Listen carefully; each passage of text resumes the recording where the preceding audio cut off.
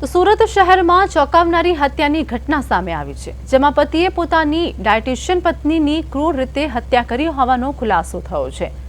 સલાબતપુરા વિસ્તારમાં બનેલી આ ઘટનામાં અનૈતિક સંબંધના શંકાના કારણે શિલ્પા સાલ્વેની હત્યા કરવામાં આવી હોવાનું સામે આવ્યું છે। આરોપીએ હત્યા બાદ લાશને લાકડાની પેટીમાં મૂકી સિમેન્ટથી પેક કરી દીધી હતી અને લોકોને પત્ની ગુમ થયાની ખોટી વાત પણ કરી હતી। વધુમાં આરોપીએ પોતાના ગુનાની કબૂલાત એક ચિઠ્ઠીમાં લખી હોવાનું પણ તપાસમાં બહાર આવ્યું છે।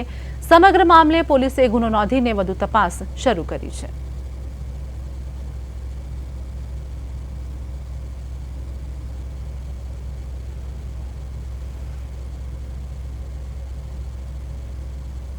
પહેલાં એક વિશાળ રણછોડભાઈ સાલ્વી કરીને 40 વર્ષના વ્યક્તિ આવ્યા હતા અને એણે પુરાદરા પોલીસ સ્ટેશનમાં પોતાના વાઇફના મિસિંગ વિશેની ફરિયાદ દાખલ કરાવી છે, જેમાં એણે ડિટેલ આપી છે કે 4 દિવસ પહેલાં એ પોતાના ગુરાદરા વિસ્તારના ઘરમાંથી નીકળ્યા હતા ટુ વ્હીલર પર પોતાના વાઇફને લઈને અને કામથી માન દરવાજા પાસે એમને ડ્રોપ કર્યા હતા અને ત્યારથી એ મિસિંગ છે।